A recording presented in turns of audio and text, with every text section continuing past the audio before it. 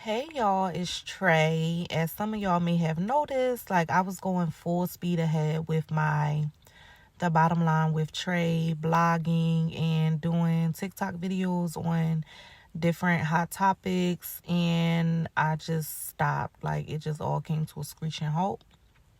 And I really can't tell y'all why. I mean, the biggest reason is because when I was pumping out a lot of that content, I was off of work for 30 days because I just had surgery. So, like, I had a lot of time on my hands. But once I returned to work, I mean, like, I just can't find the energy and the time to, like, put together good, detailed, hot topic videos for y'all. I do still want to pump out content because I do enjoy making content. It's like a therapy for me, and I enjoy interacting with people and like getting people's thoughts on things. So anyway, I decided to start doing day in the life of sterile processing technician videos.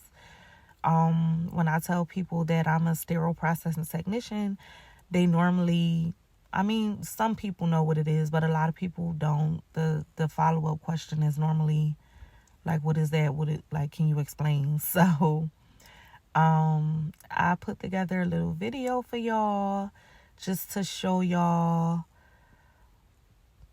some normal duties of like what I'm doing when I'm at work. Sterile processing technicians, we clean surgical instruments after surgeries, in a nutshell. Like after surgeons are finished with whatever instruments that they needed to use for their surgery, they send it down to our department. Yes, it's bloody and nasty, gross, and dirty a lot of times.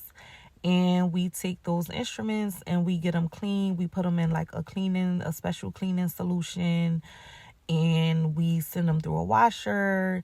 They go over to a clean side, and then we prep and repackage them to get them ready to be used again for a different surgery. Also sterilize them to make sure we killing all the germs and bacteria. So that's what we do in a nutshell. So today I am working on the assembly side, also known as prep and pack. And this is just what a tray would look like when it gets sent over to us, coming right out of the washer. They should look way neater than this, but they do get thrown around in a washer, and like some people pull them off of the racks and they just get thrown around, so they end up looking like that. So I like to dump all of my instruments out of the tray before I start sorting and putting the instruments together.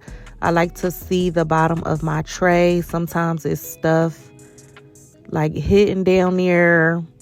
It could be anything, nothing besides those instruments belong inside that tray. So you may see something that just doesn't look like it belongs, and it does not need to stay inside the tray. So for me, it's very important that I dump all the instruments. So this is what assembling a tray looks like. A lot of the instruments go on the stringers that we have to go inside of the trays.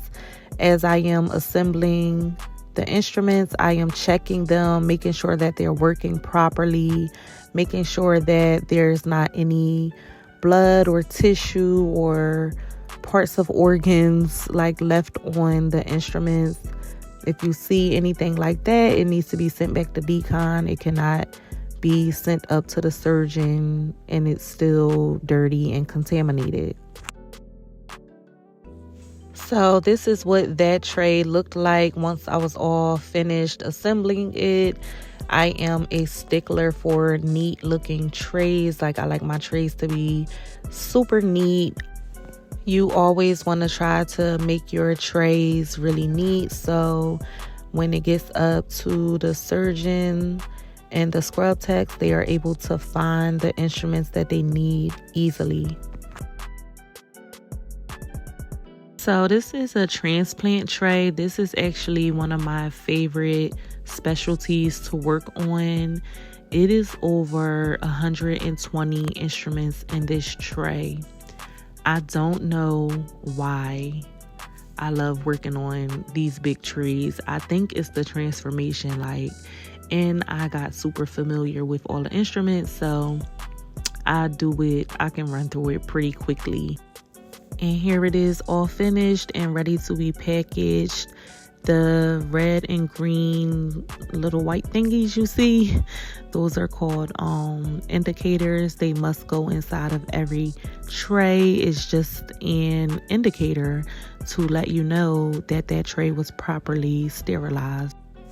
Here is another tray that falls under the transplant specialty that also has over 100 instruments in it. And I just love transforming these trays. I don't know, I think it's the challenge of getting all of those instruments packed into the tray in a neat manner and making sure everything lays a certain way. I don't know what it is, but I love doing those big trays. All right, y'all, so that's pretty much it for prep and pack. I mean, of course, it's a lot of knowledge that comes behind doing this. I don't want to downplay it okay, this all we do. It's not that easy. But I really do enjoy this field, and I do love telling people about it. So if you are a student or you are thinking about venturing into the field, please leave a comment below. Ask me any questions that you can think of, and I'll be happy to answer them as long as I am able to. But thank y'all. That's it for this one. I'll see y'all next time.